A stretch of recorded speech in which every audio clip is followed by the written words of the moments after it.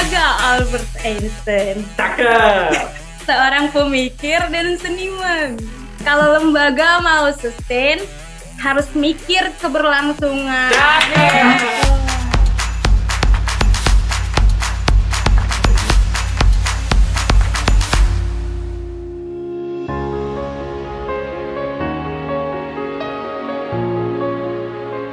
Sambil nunggu ya teman-teman untuk bercerita, saya mau sedikit cerita tentang tren gitu ya. Trennya begini. Sebetulnya ada beberapa isu strategis yang selama ini dilakukan oleh teman-teman lembaga yang kemudian dewasa ini itu sudah mulai dilakukan peran-peran itu oleh anak-anak milenial. Apa itu? Tetapi kemasannya adalah perusahaan rintisan atau kita lebih familiar startup lah ya, startup. Nah, kita kan sekarang juga lagi dihebohkan dengan pemberitaan startup banyak PHK karyawan. Tetapi yang perlu kita catat itu adalah startup yang bergerak di dunia digital, gitu ya. Tetapi ada beberapa startup yang masih mendapatkan pendanaan dari potensial investor, khususnya perusahaan-perusahaan venture capital, yang memang dia mendevelop suatu produk gitu ya, yang dihasilkan oleh komunitas, kelompok dampingan di masyarakat, pengolahan limbah kah, macam-macam bentuknya.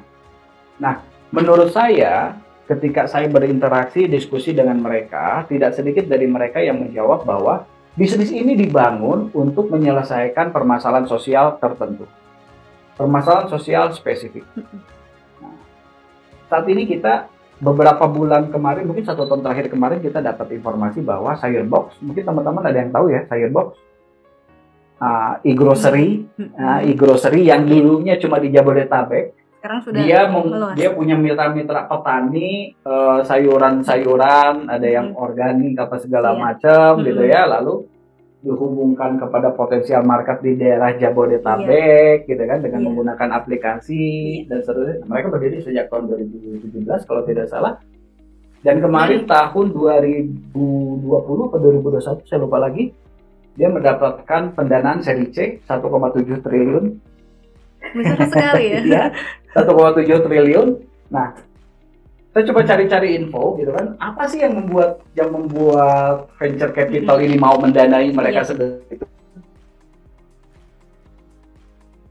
Saya yang tertarik dari apa yang mereka sampaikan, dari teman-teman Sayurbox ini sampaikan adalah kita ingin memberikan harga yang layak kepada pasar spesifik gitu kan, dan itu akan kembali kepada petani. Jadi kami ingin menghubungkan petani langsung deh kepada konsumennya, tidak melalui tengkulak, tidak melalui pengepul yang harganya cuma segitu-gitu aja. Belum lagi kalau panennya lagi serentak, harganya lagi anjlok nggak karuan, lebih banyak dibuangnya daripada dijualnya. Nah, dari permasalahan tersebut, hingga ini mereka membangun suatu model bisnis e-grocery. Jadi pemasaran melalui aplikasi, melalui online, langsung terhubung kepada konsumen-konsumennya gitu kan, melalui aplikasi. Nah, konsep seperti ini dan value seperti ini itu yang diminati oleh venture capital saat ini di Indonesia. Setidaknya ada tren bahwa investasi mereka juga berdampak kepada isu-isu sosial. Entah itu peran-peran pemberdayaan, peningkatan ekonomi petani di wilayah-wilayah operasional bisnisnya mereka, atau isu-isu tertentu, misalkan untuk pangan sehat. Isu tentang organik, dimisalkan. Isu tentang menekan penggunaan pestisida kimia. Karena seringnya itu yang dijadikan branding ya. Betul. Nah, investor itu bisa mendapatkan ide sebesar itu dari teman-teman penggagasnya. Lalu saya berpikir, asem, kita tahun-tahun loh ngerjain begituan, ngedukasi masyarakat gitu ya. Tapi jangan pakai pestisida ya. Sayurnya itu lebih sehat, lebih mahal loh ternyata di kota. Tapi kita juga punya tantangan. Seperti tadi Bang Lutfi nih, nggak mungkin di sana pakai aplikasi, orang sinyal aja kagak ada, gitu kan. Hingga ini mungkin ada pendekatan-pendekatan lain yang memang bisa dilakukan oleh lembaga. Kasarnya begini, saat ini kita belum bisa menemukan solusinya seperti apa. Tetapi ketika kita memulai membangun strategi yang paling relevan itu seperti apa, Saya yakin kita akan dipertemukan dengan orang-orang yang juga bisa membantu untuk mewujudkan strategi-strategi pengembangan di kemudian hari. Dan saya yakin, betul, saya yakin itu pun yang dilakukan oleh teman-teman Sayur Box. Kenapa mereka mengawali dari wilayah kota, yang infrastrukturnya sudah oke. Nah, ketika mereka disuntik 1,7 triliun, tantangannya jangan cuma main Jabodetabek Bali ya. Luaskan gitu. Luaskan ya ke wilayah-wilayah Sumatera yang notabene mungkin daerah-daerahnya juga tidak semuanya punya infrastruktur yang memadai. Nah, ini kan tantangan-tantangan di kedepannya seperti itu. Nah, ketika memang unit usaha ini di awal tidak di-treatment seperti pengelolaan bisnis as usual, bisnis pada umumnya, saya rasa akan sangat sulit untuk bisa menghadapi tantangan-tantangan tersebut. Karena ada paradigma begini, kata investor, karena saya pernah ketemu dengan salah satu potensi investor. Gue males hubungan sama teman-teman komunitas itu, nggak sustain. Jadi hasil produknya, kualitasnya naik turun, produktivitasnya naik turun, gitu kan. Jadi nggak ada jaminan untuk keberlanjutan. Nah, menurut saya itu yang memang perlu kita jawab, gitu. Tantangan-tantangan itu yang perlu kita jawab dalam waktu dekat ini, menurut saya, gitu ya. Agar apa? Agar di kemudian hari juga kita bisa menyuguhkan satu skema yang paling relevan, yang kemudian juga berdampak mempunyai benefit kepada lembaga itu sendiri. Nah, saya mencontohkan Sayur Box ini bahwa awalnya mereka berangkat dari keresahan yang sama dengan kita. Masalah kesejahteraan petani, masalah penggunaan pestisida, tetapi mereka membawa itu menjadi konsep yang didiskusikan di ruang kita harus membangun entitas bisnis. Kita harus membangun model bisnis untuk bisa menjawab ini, gitu. Nah, mungkin ada ruang yang memang perlu kita pelajari nih, teman-teman lembaga perlu pelajari. Ternyata diskusi membawa permasalahan yang sama, tetapi di ruang dengan pendekatan bisnis, seperti ini yang harus dilakukan. Begitu aja. Mengenai isu, mengenai permasalahan, mengenai dinamika, saya yakin tidak pernah menyaksikan apa yang sudah dilakukan oleh teman-teman. Mereka, teman-teman jauh lebih paham, jauh lebih mengerti permasalahan-permasalahan yang ada di basis. Hanya saja bagaimana permasalahan tersebut dibawa lalu didiskusikan di ruangan yang lebih kreatif dan inovatif, gitu saja. Oh ya Om, ini di kolom chat ada pertanyaan dari Muslim Waklim ya.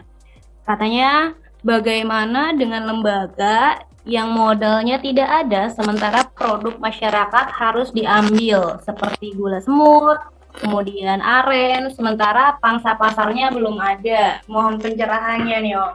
Oke, ini Bang Muslim. Muslim Waklim. Muslim Waklim. Oke, begini Bang Muslim.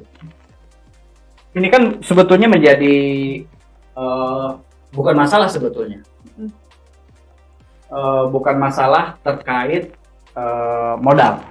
Karena begini, kalau saya sebagai memang praktisi di dunia usaha yang juga senang untuk bekerja di kerja-kerja sosial di Penabulu, kenapa sampai detik ini saya juga masih tetap bekerja di Penabulu gitu kan, walaupun sedang menjalankan usaha-usaha rintisan di luar itu. Karena saya berprinsipnya begini, bagi seorang, kalau kita mau mulai membangun usaha, pertama yang harus kita lakukan itu di awalnya itu adalah mindset, teman-teman ya. Ini penting, ini adalah mindset. Kenapa? Mindset itu sangat berpengaruh besar karena ketika kita mindsetnya itu masih mindsetnya kerja-kerja sosial, modal itu menjadi masalah utama. Pasti akan menjadi masalah utama. Tetapi faktanya, ketika kita sedikit bergeser adalah potensi kita itu udah banyak. Salah satunya adalah modal, itu kan kebutuhan ya. Modal uang ini adalah salah satu kebutuhannya. Tetapi modal yang lain kita sudah punya. Komunitas kita punya, SDM kita punya, mitra jaringan kita punya, pasar, terus komunitas produsen kita punya, yang menguasai komoditi kita punya, gitu kan? Kenapa kita tidak fokus apa yang dari kita punya dulu untuk memenuhi apa yang kita belum punya, yaitu modalnya? Faktanya begini, ketika memang kita sudah membangun model bisnisnya seperti apa, kita sudah punya potensi barang yang kita mau jual itu seberapa besar, lalu kita PR selanjutnya adalah men-track, mengetahui, menelusuri potensi market terdekatnya itu adalah di mana. Pengalaman saya melakukan inisiasinya adalah Saya hanya bermodalkan data tersebut, saya bisa lakukan billing dengan buyer. Yang 100% dana diturunkan di awal. Barang belum dijual nih, tapi si buyer udah ngasih duit duluan, seminggu sebelum barang dikirim. Nah ini kan masalah mindset menurut saya. Mindset bahwa gue yakin kok potensi gue udah punya, gue punya modal. Saya punya modal barang dari komunitas saya. Sudah punya gula aren misalkan, gitu ya, sudah punya jagung, sudah punya kakao, jumlahnya sekian, produktivitasnya sekian. Para pembeli ini kan berebut untuk mendapatkan supply. Makanya dia sampai jor-joran ngasih modal kepada pengepul untuk turun ke lapangan untuk narikin barang-barang tersebut dari para petani. Dengan sistem ijon lah, udah nggak apa-apa Pak, ini saya kasih dulu modalnya ya. Tapi nanti pas panen kasih ke saya, jangan ke yang lain. Sampai segitunya bayar, gitu kan? Kenapa? Pengen banget dia dapat supply, apalagi supply-nya yang lanjut, sustain yang gitu kan. Berkelanjutan, stoknya selalu kita. ada. Stoknya selalu ada. Nah, karena setelah saya pelajari petanya, rantai pasoknya sampai ke titik tersebut, PR selanjutnya adalah saya mencoba untuk mencari kontak, untuk menemukan siapa pembeli-pembeli yang masuk ke wilayah saya. Siapa pembeli gula aren, gula semut yang masuk ke wilayah saya. Saya datangin langsung, Pak, saya punya dampingan, jumlahnya sekian, produktivitasnya sekian, Bapak mau beli nggak? Kalau Bapak mau beli, saya nggak bakalan jual ke pedagang yang lain. Berarti kita harus menentukan sasaran target kita dulu. Betul, itu satu. Nah, kita bisa melakukan itu karena awalnya adalah mindset. Mindsetnya apa? Yang saya tanamkan waktu itu adalah, saya udah punya modal, cuma masalahnya saya belum punya duit doang untuk nampung produknya mereka, ya sudah. Saya nggak punya duit, saya punya data, saya bawa data itu, saya jual. Saya punya sekian petani, menghasilkan sekian ton produk per bulan, Bapak mau nggak? Kalau mau, bisa nggak nurunin minimal 50% seminggu sebelum barang dikirim? Bisa. Bisa. Bahkan, perjanjian itu ada kontraknya. Oke. Bahkan jauh sebelum si produk itu Iya. Prakteknya di Mahkam Hulu, kita dikasih 100% uang duluan oleh si pembeli, lalu kita jadikan modal untuk narik kakao dari petani-petani, lalu kita kirim. Benar-benar secara rupiah ya, secara uang modalnya nol. Ya. Saat itu unit itu saya lakukan. Cuma memang kita lobby langsung ke si bayarnya. Nih, saya punya sekian ton, Bapak mau nggak? Kalau mau, skema yang kita tawarkan begini. Bisa nggak minimal 50% uang itu masuk dulu, kita kontrak, nanti kita kirim seminggu kemudian. Dan mereka mau. Kenapa mereka mau? Mereka pengen dapat supply. Gitu. Dan kita yang menguasai supply. Mindsetnya harus begitu, teman-teman lembaga. Jadi jangan selalu menjadikan modal itu sebagai salah satu tantangan atau rintangan yang... Ya, modal uang itu hanya kesekiannya dibanding modal-modal yang lain yang memang harus dipenuhi sebelum kita membangun unit usaha. Salah satunya potensi produknya, potensi suppliernya, itu pun bagian dari modal. Gitu. Nah, termasuk bagaimana nanti Bank Muslim dengan teman-teman coba track pasar terdekat itu di mana. Kalau dimisalkan Bank Muslim punya wilayah yang masih di wilayah Jawa, dimisalkan lalu gula semutnya sudah oke, punya beberapa kualifikasi, sertifikasi untuk pasar tertentu, dimisalkan ya boleh dicari pasar terdekatnya, dimisalkan di Surabaya kah, atau mungkin di Jakarta kah, dimisalkan. Apakah memang produknya ini sudah siap untuk ekspor terdekat itu di mana, gitu ya, bisa. Atau mungkin bisa nge-DM saya juga boleh. Nah, mana tahu ada yang bisa saya bantu. Walim, itu solusi nih. Mungkin ada yang bisa kita kolaborasi kemudian hari. Ya. Gitu ya, teman-teman ya. Mindset. Kita sudah punya modal. Masalahnya kan gini, Mas. Ya. Mindset itu kan memang, boleh saya lanjut? Ya, silakan. Ya, itu kan kalau misalnya produk kita, produk yang dibutuhkan sehari-hari ya, dibutuhkan masyarakat ataupun konsumen. Tapi ini kan misalnya produk gula aren ataupun gula semut, itu kan bukan kebutuhan primer ya. Tapi itu hanya kebutuhan, hanya satu, kesehatan, kedua gengsi, sehingga itu bukan menjadi kebutuhan. Sementara kita membutuhkan modal ya untuk membeli produk masyarakat. Itu bagaimana caranya? Saya sangat tertarik tadi penjelasan dari Mas tadi. Oke. Nah begini, sedikit yang saya tahu tentang gula semut, apalagi yang gula dari aren gitu ya, sedikit yang saya tahu tentang gula semut, itu adalah komoditas yang memang sudah ada pasar ekspornya. Nah di sini kenapa lembaga perlu melakukan analisis rantai pasoknya, rantai pasarnya, dan rantai nilainya. Nah, kalau teman-teman lembaga sudah melakukan analisis rantai pasoknya, sebetulnya harusnya sudah terdeteksi siapa sih yang biasa mengumpul gula semut tersebut di daerah kita. Karena tidak mungkin masyarakat kita melakukan produksi gula semut kalau memang tidak ada yang membeli, itu satu. Membelinya itu siapa? Tengkulak. Tengkulak ini ngejual lagi kemana? Terus ditelusuri sampai apakah ini langsung ke pabrik, ke eksportir, atau bagaimana. Nah, ini yang perlu ditelusuri oleh teman-teman di awal. Kalau misalkan teman-teman sudah telusuri, oh oke, ini sampai ke eksportir. Kira-kira nih yang paling masuk akal bisa kita lakukan saat ini adalah apa? Positioningnya. Apakah kita mau mencoba untuk menawarkan produk-produk yang dihasilkan oleh mitra dampingan kita langsung ke eksportir atau kepada pedagang besar suppliernya eksportir tersebut. Nah ini kan harus kita petakan di awal. Nah caranya seperti tadi, pengalaman saya gitu kan, tidak sekali saya mendapatkan pengalaman seperti itu. Saya hanya berbekal data saja, data dari mitra dampingan kita mampu menghasilkan gula semut berapa banyak. Lalu saya tawarkan kepada pedagang besar atau supplier eksportirnya ini, bos mau nggak nerima barang dari saya, nanti saya ngordinir petani dampingan saya, gitu ya. Jumlahnya ada sekian ton per bulan. Tetapi bisa tidak keluarkan DP dulu 30% atau 50% di awal. Nah ini kan kemampuan kita untuk melakukan lobby secara bisnis gitu ya. Nah gitu, jadi lobby-lobby secara bisnis juga menjadi penting menurut saya. Syukur-syukur kalau misalkan kita bisa punya langsung ke eksportirnya, gitu ya. Biasanya prakteknya ya, yang saya tahu itu pedagang-pedagang besar itu yang menjadi supplier eksportir itu selalu diberikan modal untuk narik barang. Skemanya selalu seperti itu.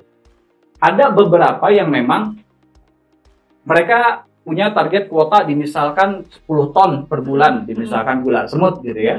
Lalu mereka kasih modal dulu di awal itu 100 juta, 200 juta untuk narik. Nah, si pedagang besar ini ngasih modal itu kepada tengkulak-tengkulak di wilayah-wilayah supply. Untuk bisa memenuhi. Untuk bisa narik barang sebanyak-banyaknya. Karena persaingannya itu adalah perebutan supply. Nah, saya nggak ngerti di wilayahnya Pak Muslim seperti apa. Cuma yang jelas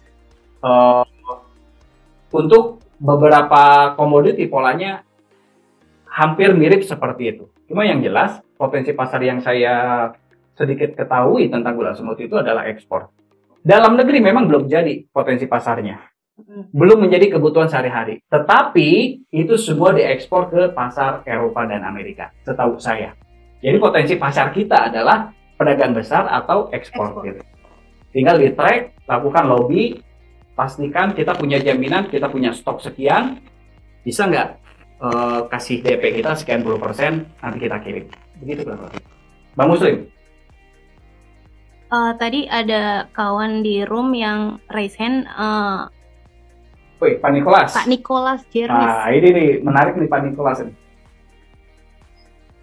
Ya, selamat sore. Silakan Mas. Pak. Hormat. Selamat sore. Salam dari Papua Barat. Salam dari Papua Barat. Pak ya. Pak. Iya, terima kasih. Jujur, diskusi kita kali ini sangat menarik ya. Kebetulan ini pengalaman kami juga ya. Sebuah lembaga kecil, lokal gitu, gerakan masyarakat Papua Lestari. Memang selama ini kan kami hanya memang bergantung dari donor. Dan itu juga ya pasang surut lah. Asik. Nah, memang kami dapat pencerahan juga ya dengan diskusi kita sore ini terkait dengan tadi saran kalau bisa dibikin sebuah wadah khusus ya, entah itu jangan CV tapi PT ya. Dan memang jujur saya sedang dengan teman-teman ya untuk bagaimana mengembangkan ini. Kalau soal produk memang jujur seperti tadi yang sudah disampaikan, selama kurang lebih 10 tahun ini kami banyak yang melatih masyarakat pertanian organik, dan itu dibutuhkan kota kami kota kecil. Kota Pakpak itu kota kecil, tapi kota yang tertua di seluruh Papua. Nah, sayur mahal Mas. Betul. Nah, ini peluang untuk organik itu sangat sangat berkembang begitu, dan terus terang ini menjadi peluang. Hanya memang jujur dengan tingkat kesibukan kami dan tidak banyak orang juga yang komitmen, ya biasalah Mas, lembaga lokal, dinamika lembaga ya, dinamika tantangan di lembaga. Betul. Jadi memang tantangan, tapi terima kasih sarannya dari apa yang diskusikan sore ini menjadi motivasi untuk kami juga. Saya dengan beberapa teman yang masih berkomitmen untuk bagaimana coba melihat peluang. Kalau peluang sebenarnya memang kami tidak seperti yang barusan Mas jelaskan tentang ekspor ya, paling kami hanya kota kami aja memenuhi kebutuhan sayur mayur, dan kebetulan kelompok-kelompok yang kami sudah latih banyak. Pertanian organik, jaga hutan, bahkan sampai perhutanan sosial itu di seluruh tanah Papua Barat tuh kota kami sangat ini begitu. Dengan perhutanan sosialnya diisi apa saja? Ini baru mau. Oh, baru mau. Kan pala. Itu menarik. Pala, Mas. Pala ya? Pala. Ya, dan pala endemik di sini. Oke. Ya, beda dengan pala banda. Jadi pala di sini bilang pala negeri, pala fak-fak. Itu jenisnya memang beda dengan pala banda. Myristica argentiawar. Jadi bukan Myristica fragrans. Jadi itu bisa untuk diolah. Salah satunya yang kami sudah lakukan itu sirup. Dan ini dari nol sudah jadi ikon gitu, oleh-oleh. Hanya sayang memang tidak sustain. Ini yang kami sedang persiapkan. Terima kasih untuk saran dari abang sekalian. Sirupnya yang diproduksi teman-teman di Fak-Fak kemarin saya beli itu nggak bertahan sampai seminggu, Pak. Habis. Ya. Habis. Saya pikir nggak bertahan itu maksudnya habis. Jadi seminggu itu waktu kemarin saya beli berapa botol gitu ya. Seminggu itu habis sudah selesai. Enak, Pak. Enak. Ya. Nah, justru itu artinya saya pertama memang kan itu kan dengan UNDP dulu itu 2014. Jadi kami nggak kepikiran waktu itu. Begitu 7 desa dan memang betul-betul yang tidak ada sinyal, dan saat ini sudah jadi ikon oleh-oleh. Betul. Hanya sayang memang tidak kontinu karena itu tantangan segala macam ya. Tapi memang ini yang saya dengan teman-teman yang masih berkomitmen bagaimana kita mau wadah ya, tadi mungkin ada saran untuk PT atau apa begitu. Tetapi juga bisa fundraising untuk kami juga. Tapi kami juga bisa membantu. Bahkan tadi malam saya juga sempat bincang-bincang dari masyarakat yang kampungnya jauh. Dulu saya dengan satu nama di daerah Weragar menyeberang itu, mereka punya produk-produk juga, kerupuk sagu dan sebagainya. Ini gimana nih kita menjualnya? Mereka bisa produksi banyak, tapi kemana gitu? Nah akhirnya saya pikir, iya, saya sambil membantu memasarkan produk-produk yang masyarakat yang pernah kami dampingi, ada income juga untuk mereka menjaga kelestarian lingkungan, tapi juga berdampak juga untuk lembaga kami ya, walaupun mungkin keuntungannya tidak besar ya. Saya pikir jujur ini diskusi yang menarik itu. Ya mudah-mudahan kalau Mas bisa ada waktu datang ke Wak-Wak, kita bisa ini. Insya Allah, mudah-mudahan nanti. Amin. Teman-teman Pena Bulu, ayo datang. Siap. Bantu kami. Siap. Terima kasih Pak Nikolas. Oke, teman-teman, saya yakin diskusi ini masih perlu waktu ya. Masih perlu waktu, nggak cukup juga waktu kita untuk berdiskusi. Hanya saja begini poinnya.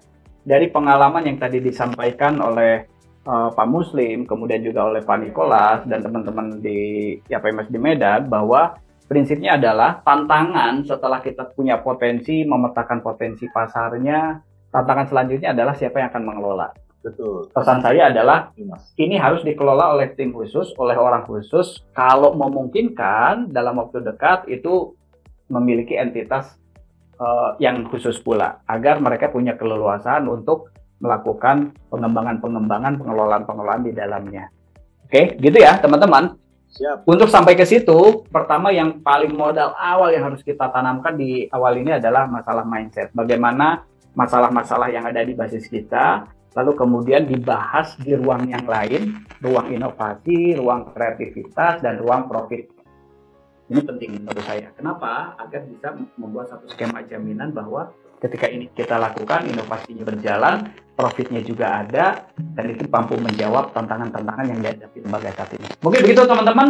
Mohon maaf jika ada kekurangannya, gitu kan. Jika memang teman-teman merasa diskusi kita ini perlu dibuat seri-seri selanjutnya, monggo dikontak di Lokadaya, Mbak Mai.